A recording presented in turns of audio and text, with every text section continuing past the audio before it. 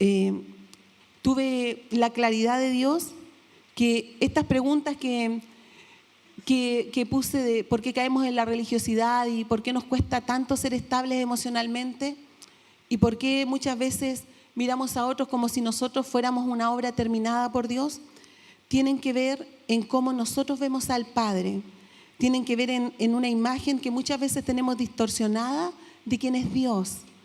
Tenemos a un Dios demasiado rígido, un Dios demasiado controlador, un Dios que siempre está ahí esperando en que no nos equivocamos para traer sobre nosotros un castigo.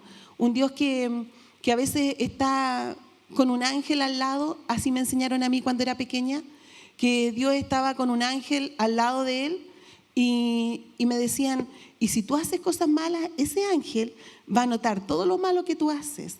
Y cuando mientras más cosas malas haces, más sube la balanza de lo malo y entonces si Él viene, te quedas aquí. Y para mí eso era terrible, porque era pequeña y amaba a Dios. Entonces yo lo único que quería era estar con Él. Y cuando esa información empezó a venir a mi mente, empecé a todo lo que yo hacía y todo lo que yo pensaba pasaba por ese filtro de un Dios que castigaba. Entonces empecé a mirar la vida de una manera tan poco libre, tan religiosa. Trataba de hacer las cosas en forma exterior, solamente para agradar a Dios. Pero en mi corazón muchas veces quería hacer cosas incorrectas, pero solamente por miedo y por temor no las hacía.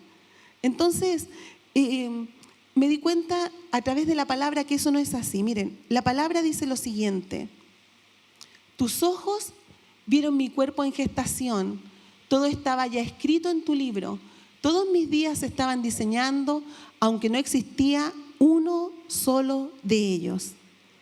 La palabra dice la verdad. Nosotros cuando vamos a la palabra, eso es lo que realmente cambia lo que tenemos en nuestra mente. La palabra profundiza. Dice la palabra que es más cortante que una espada de dos filos, ¿verdad? Que así es la palabra de Dios, que penetra, que corta cuando entra y cuando sale. Es una espada que tiene filo en los dos lados. Esa es la palabra.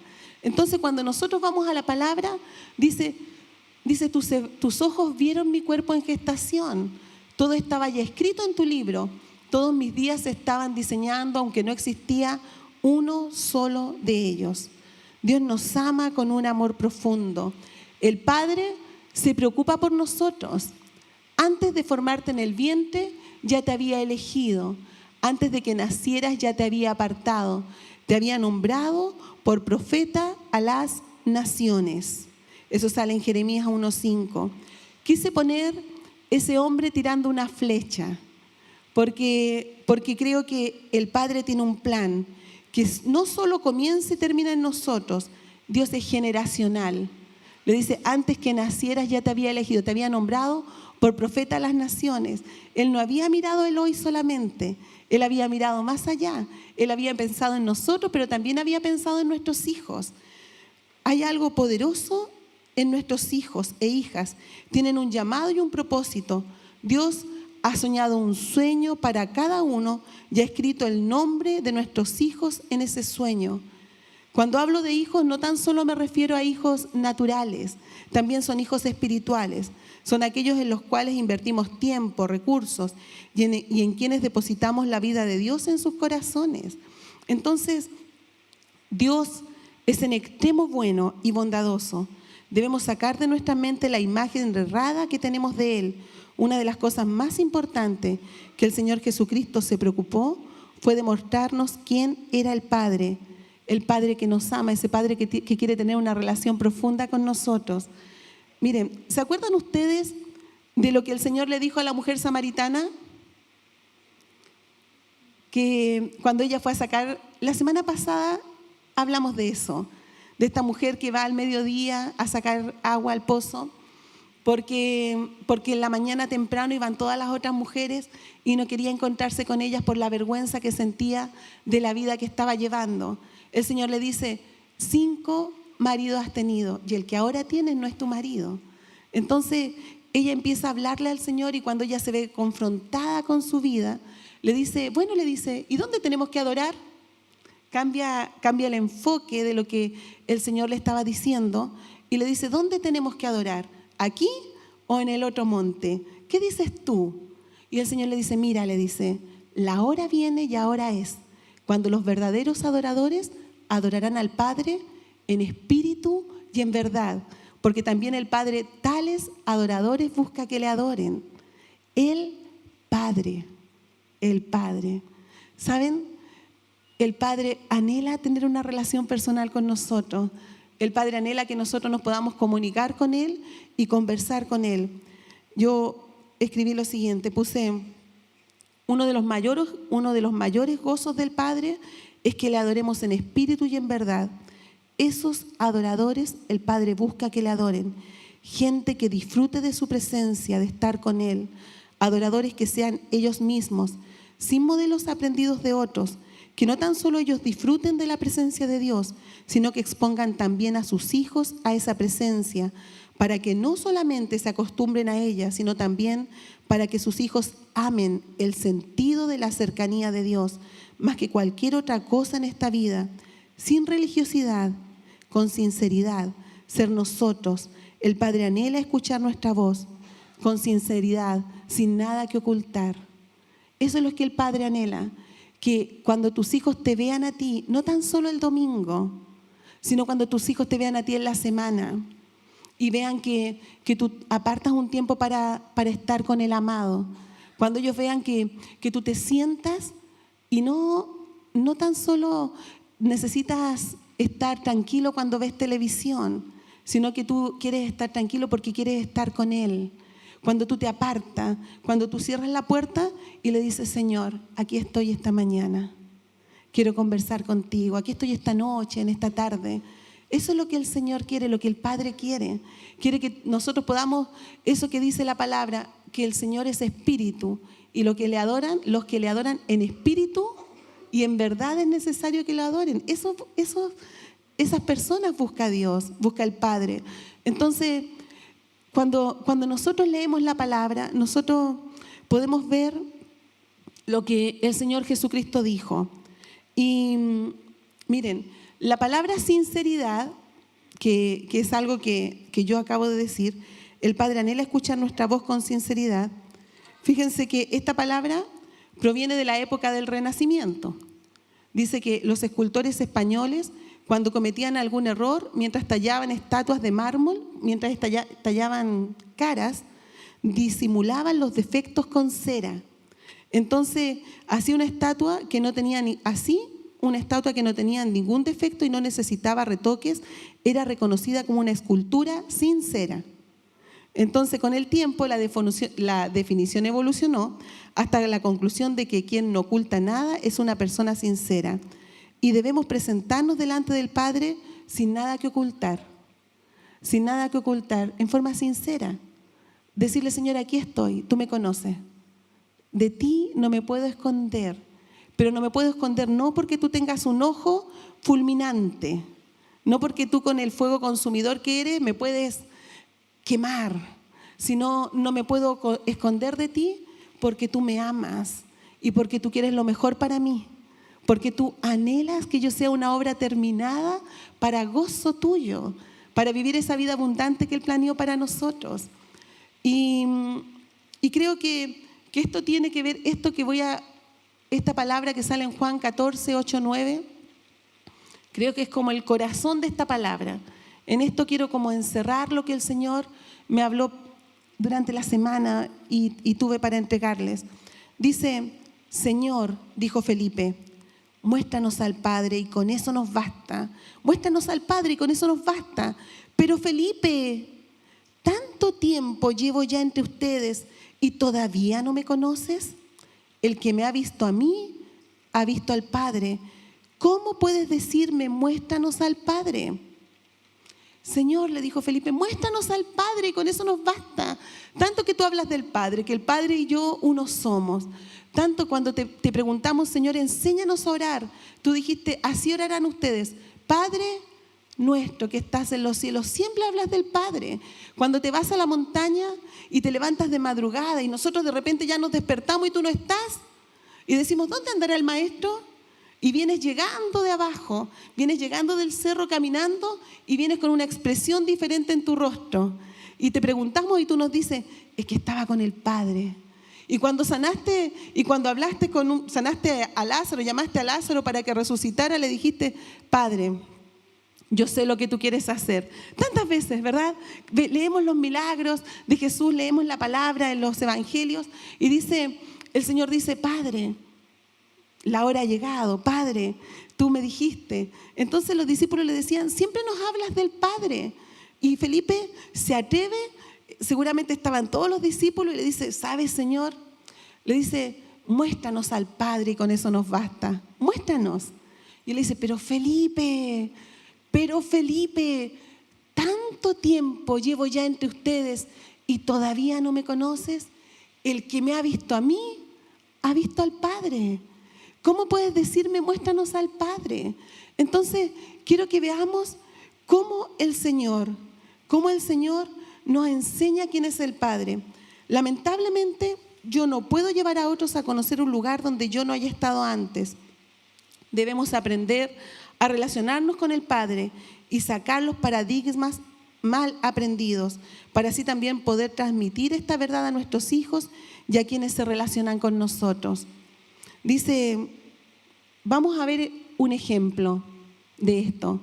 Quiero, mis queridos, que tengamos en mente esta palabra, lo que acabo de subrayar del versículo de Juan 14, 8 y 9.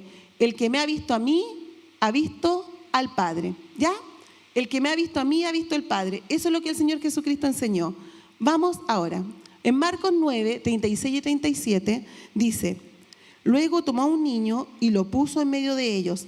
Abrazándolo, les dijo, el que recibe en mi nombre a uno de estos niños me recibe a mí, y el que me recibe a mí no me recibe a mí, sino al que me envió. Eso es lo que el Señor dijo. Vamos de nuevo. El que me ha visto a mí, ha visto al Padre. ¿Por qué lo abrazó? Fue mi pregunta. ¿Por qué lo abrazó?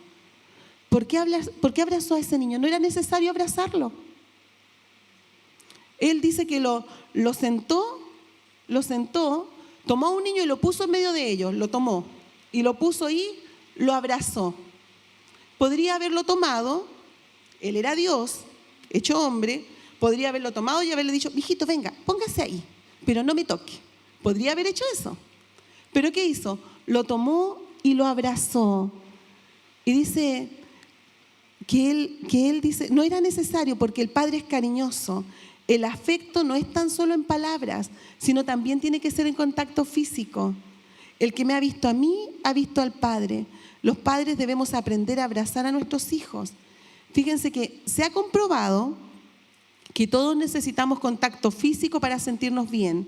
Y una de las formas más importantes de contacto físico es el abrazo. Cuando nos tocamos y nos abrazamos, llevamos vida a nuestros sentidos y reafirmamos la confianza en nuestros propios sentimientos. Algunas veces no encontramos las palabras adecuadas para expresar lo que sentimos. El abrazo es la mejor manera. Hay veces que no nos atrevemos a decir lo que sentimos, ya sea por timidez o porque los sentimientos nos abruman. En esos casos se puede contar con el idioma de los abrazos. Los abrazos, además de hacernos sentir bien, se emplean para aliviar el dolor, la depresión y la ansiedad. Provocan alteraciones fisiológicas positivas en quien toca y en quien es tocado.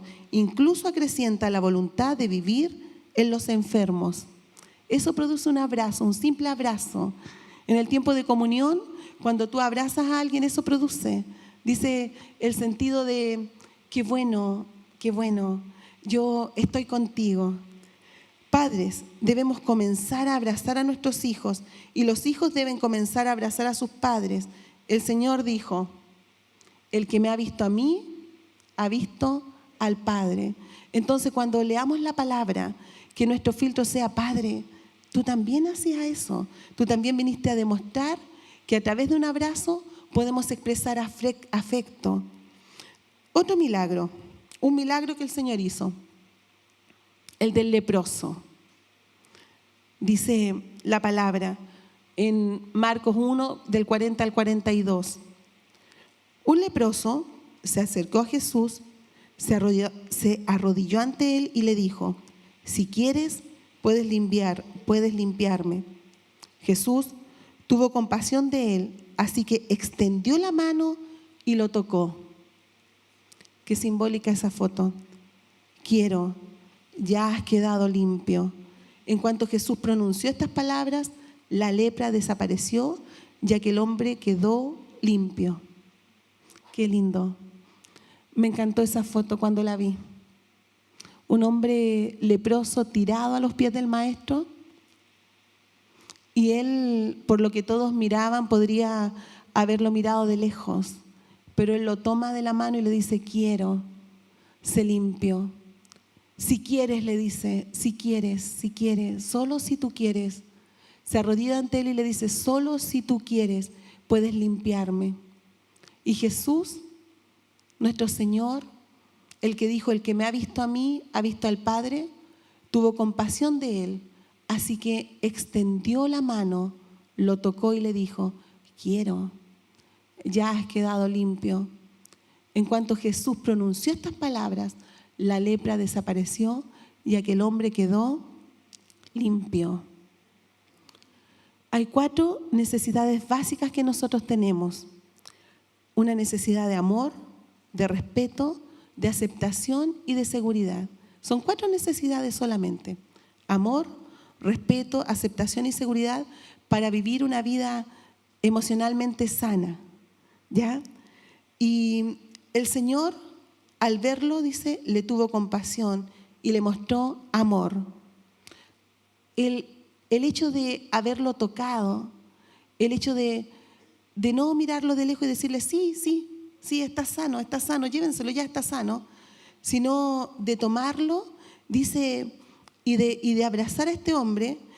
Lo que él quería decir, el lenguaje del Señor era: te amo como eres, no me importa tu apariencia, no me importa tu lepra, no me importa que la sociedad diga que me puedes contagiar, no me importa, yo te amo como eres. Y viene y lo toca. Eso es algo tan necesario en nuestra sociedad, algo tan importante, porque toda la gente te mira por las apariencias. Hay un paradigma que dice: bien vestido, bien recibido. Eso dice la gente, pero eso no puede ser en el reino de Dios. No podemos nosotros vivir de acuerdo a esos paradigmas, porque el Señor Jesucristo dijo: ¿Él qué hizo? Lo tocó primero. Él le demostró amor, le demostró afecto. Otra cosa que el maestro hizo fue lo siguiente: le mostró respeto. Dice, le respondió, fíjense, que el hombre le dice: Señor, le dice, si quieres, puedes limpiarme. Solo si tú quieres, puedes limpiarme. Y el Señor le dice: quiero. Usó sus mismas palabras: quiero, ya has quedado limpio. Le respondió con las mismas palabras con las que él le habló. Habló su lenguaje. No le dijo: debes hablar en mi forma si quieres comunicarte conmigo. El Padre respeta nuestra forma de ser. El Padre respeta cómo somos. Respeta nuestra individualidad. Para Él no somos un número más en este lugar. Para Él somos una persona con necesidades, una persona con sueños, una persona con habilidades, una persona con errores, pero Él nos ama como somos. Ahí lo demuestra. El Señor dijo, leíamos antes, el que me ha visto a mí, ha visto al Padre. Entonces aquí vemos al Padre a través de Jesús. Y le dice, extendió la mano, lo tocó y le dijo: quiero, sí quiero. No quiero que te quedes en esa condición.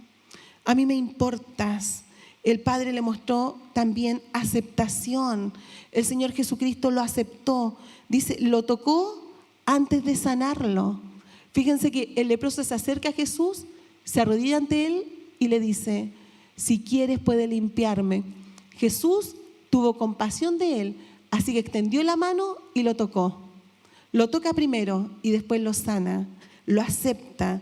Lo toca antes de sanarlo y le dice: no me importa. Es como lo que puede estar entre líneas de esta palabra: no me importa tu condición, tu lepra, tu maldad, tus faltas. Te acepto como eres. Solo que al encontrarte conmigo, tu vida será diferente. No puedes seguir igual. La lepra tiene que desaparecer. Si nos encontramos con el Señor, no podemos seguir viviendo igual. Necesariamente se producen cambios en nuestra vida. Si seguimos viviendo igual después de haber tenido una decisión de que Jesucristo viniera a nuestro corazón y fuera el Señor, y tu vida continúa igual, quiere decir que hay cosas que necesitas cambiar. Una persona que tiene un encuentro con Dios profundo necesariamente tiene que dar la vuelta. Si tenemos debilidades, esas cosas que nos cuestan del carácter, si luchamos con la ira, por ejemplo, con los enojos, si de repente nos enojamos y no sabemos por qué, si de repente pueden ser violentos, por ejemplo, ser enojones o de repente hacer cosas que no corresponden, esas cosas, esas debilidades que a veces tienen los varones o las mujeres, esas debilidades que no tienen que ver con lo que Dios dice. Si nosotros nos encontramos con Dios, mis queridos, tenemos que cambiar. Dice acá la palabra que el Señor toca al leproso e inmediatamente quedó sano. Él no siguió siendo leproso y nos dice acá, y a los 2 meses, entonces cuando los discípulos se encontraron con él a la vuelta del viaje, vieron y el leproso estaba un poquitito mejor. No dice eso, dice que el Señor lo toca y el leproso inmediatamente queda limpio. En cuanto pronunció estas palabras, la lepra desaparece y aquel hombre quedó limpio. Mis queridos, tenemos que pedirle al Espíritu Santo que vive en nosotros, decirle: Espíritu Santo, ven y cámbiame. Cambia estos rasgos del carácter que no tienen que ver con Cristo. También otra cosa que el Señor muestra en este acto de acercarse al leproso, que el leproso se acerca y él lo toca, dice seguridad. Al mirarnos a través de los ojos de la cruz de Cristo tenemos seguridad. El Padre dice: el perfecto amor echa fuera el temor. El Padre nos ama y no nos va a dejar tirados. El Padre no nos va a dejar tirados. Tengan paz en eso. Si hay situaciones en la familia que a ustedes les angustian, tengan paz. El Padre no nos va a dejar tirados. El rey David dijo: joven fui y he envejecido y no he visto justo desamparado ni su descendencia que mendigue pan. Entonces, el Señor tiene promesas para nosotros. El Señor dijo: el que me ha visto a mí, ha visto al Padre. Al Padre, si le interesa lo que pensamos, Él nos toma de la mano y nos endereza. Él nos da nuevas oportunidades.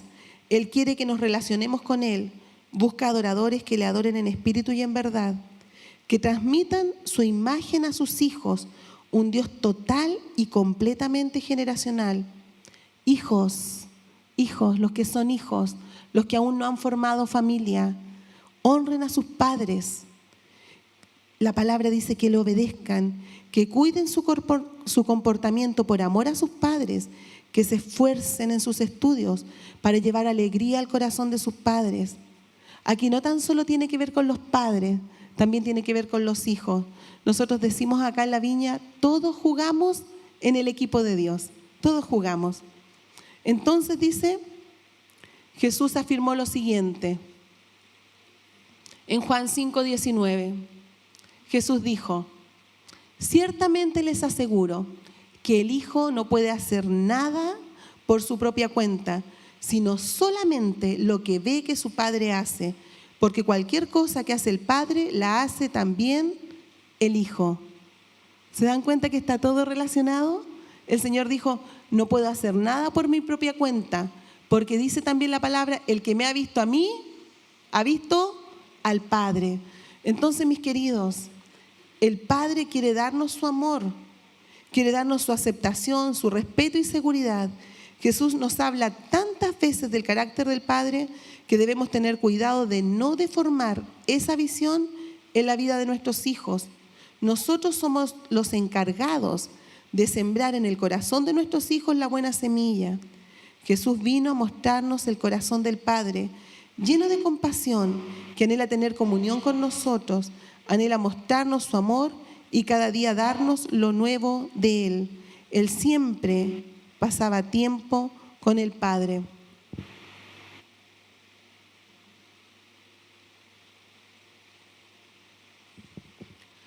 Una de las cosas que me parecen tan interesantes de la palabra, que me parecen tan reveladoras y tan llenas de vida, tan llenas de energía, tan llenas de Dios, tan llenas de propósito, tan llenas de pararme en mis dificultades, tan llenas de pararme en esas situaciones que no puedo manejar y que me dan un aire fresco. Es la palabra que dice en Oseas. Esa palabra es una palabra que sale en Oseas 11, del 1 al 4 y el 8, y habla del corazón del Padre. Yo quiero animarte. Yo no sé cómo es la imagen que cada uno de nosotros tuvo de su Padre, porque lamentablemente, y a veces buenamente, depende de la vida que cada uno tuvo que vivir, la imagen del Padre tiene que ver con el modelo que nosotros hemos aprendido. Como nosotros fuimos enseñados y el Padre que tuvimos, nosotros traspolamos eso a nuestro Padre Celestial. Entonces, muchas veces, durante mis tiempos de adolescencia, tuve un excelente padre, pero a él tampoco le enseñaron a ser padre y él fue, yo creo, solamente muy proveedor, pero no fue un padre que se sentara conmigo, que me hablara, que me conversara o que me llevara al Señor. Mi familia, desde que yo tenía 3 años, vengo de una familia católica. Mi abuelita, una mujer que amaba a Dios, muy católica, con un corazón para Dios increíble. Una mujer cristiana católica. Y ella siempre estaba, yo creo, orando y rezando por nosotros. Una mujer que amaba a Dios. Y cuando éramos pequeños, mi hermano, que tenía como 1 año y medio, le vino una parálisis, le vino poliomielitis. Entonces empezó a deformarse. Y la persona que nos cuidaba, nuestra nana, le dice a mi mamá, ¿sabe? Le dice, yo voy a una iglesia. ¿Por qué no lleva a una iglesia evangélica? ¿Por qué no lleva a su hijo? Yo creo en un Dios de milagros. Entonces, en la necesidad, nosotros, la gente, ¿verdad?, acude a lo que le digan. Muchas veces la gente en su necesidad le dice, mira, a esta persona sana, un curandero, no sé qué, y la gente va en su necesidad, Creo que nosotros, la iglesia, tenemos que mostrar una voz diferente, porque muchas veces esos caminos no son los correctos, ¿verdad? Entonces, mi hermano pequeño estaba en la cuna ya, no se podía poner los zapatos, estaba deformando su huesito. Y yo me acuerdo, yo creo que el Espíritu Santo esto lo grabó en mi mente. Yo era pequeña y llegaron los hermanos una noche y a la misma hora estaban orando en la iglesia. Eso fue en Villa Alemana, en la 5ª región. Y entran los hermanos y se ponen todos, me acuerdo, para mí era muy raro porque yo veía a mi mamá llorar, la gente arrodillada ahí a los pies de la cuna de mi hermano. Y el pastor pone su mano sobre él y empieza a orar, y mi hermano empieza a moverse y empieza a querer levantarse. Entonces mi mamá le dice, no, que no se levante, no puede levantarse. Entonces él le dice, ¿usted quiere que se sane o quiere que siga igual? Y él le dice, no, que se sane. Entonces deje que Dios haga lo que quiere hacer. Y siguieron orando, y en eso mi hermano, yo me recuerdo, yo era pequeña, mi hermano se empieza a sentar en la cama y empieza a enderezarse y le dice a mi mamá en su lenguaje que le pusiera los zapatos. Y mi mamá mira al pastor y así como, ¿qué hago? Y viene y le pone los zapatos y mi hermano se baja y empieza a correr. Y corría por la casa. Y Dios vino y ese día Dios prendió el corazón de mi familia con él. Entonces empezamos a participar en ese lugar, pero por tantas cosas mis papás dejaron de ir, se olvidaron de lo que Dios había hecho. Lamentablemente tenemos tan mala memoria, ¿verdad? Cuando Dios viene y nos rescata, cuando el Padre viene y nos toma, le agradecemos y muchas veces venimos y hacemos 1000 promesas. Pero ya cuando viene el tiempo de la tranquilidad, el tiempo donde ya estamos bien, nos olvidamos de lo que le dijimos. Y ellos se olvidaron, pero siguieron mandándonos a nosotros. Y yo empecé a ir, pero ellos, en ese lugar era linda iglesia, pero tenían una imagen del Padre distorsionada. Una imagen, ellos creían en los milagros, por eso nosotros fuimos alcanzados para Dios, pero ellos pensaban en un Dios que castigaba, en un Dios que siempre estaba ahí, en un Padre que no era Padre, que solo era Dios soberano, que es soberano, pero no lo veían como el Padre que podía tomarte. Entonces, cuando yo llego a la adolescencia, siempre yendo a la iglesia, siempre yo después llevando a mis hermanas, siempre,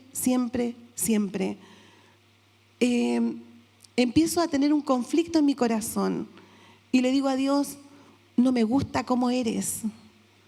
No me gusta cómo eres porque eres tan castigador. No me gusta Dios. Tu carácter me incomoda. Me puedo relacionar con el Hijo. Me siento tan cómoda con el Hijo. Tan cómoda cuando el Hijo llegaba y tocaba a la gente. Tan cómoda cuando sentaba a los niños en los brazos. Tan cómodo cuando Él caminaba y me lo imaginaba. Y pensaba cuando estabas con sus discípulos y lavaba los pies. Entonces le dije, Padre, Dios, me siento incómoda. Incómoda con quien tú eres. Y un día en mi pieza en Valparaíso leyendo la palabra, yo sé que el Espíritu Santo me llevó a este versículo y quería compartirlo con ustedes. Y esto cambió totalmente la imagen que tenía de Él. Y dice, cuando Israel era niño, yo lo amé. Y de Egipto, aquí está hablando el Padre. Cuando Israel era niño, yo lo amé. Y de Egipto llamé a mi hijo. Cuanto más los llamaban los profetas, tanto más se alejaban de ellos. Seguían sacrificando a los Baales y quemando incienso a los ídolos. Sin embargo, yo, dice, enseñé a andar a Efraín. Yo lo llevé en mis brazos, pero ellos no comprendieron que yo los sanaba. Con cuerdas humanas los conduje, con lazos de amor. Y fui para ellos como quien alza el yugo de sobre sus quijadas. Me incliné y les di de comer. ¿Cómo podré abandonarte, Efraín? ¿Cómo podré entregarte, Israel? ¿Cómo podré yo hacerte como Adma? ¿Cómo podré tratarte como a Zeboim? Mi corazón se conmueve dentro de mí, se enciende toda mi compasión. El Padre no era como me lo habían enseñado. El Padre vino esa tarde en mi pieza mientras yo leía la palabra y me dijo, no es como te dijeron que yo era. No es como te enseñaron, ni como tu papá trató de hacer. Es padre, él, aunque él se esforzó, quizás no dio con la norma, pero esto es lo que yo soy.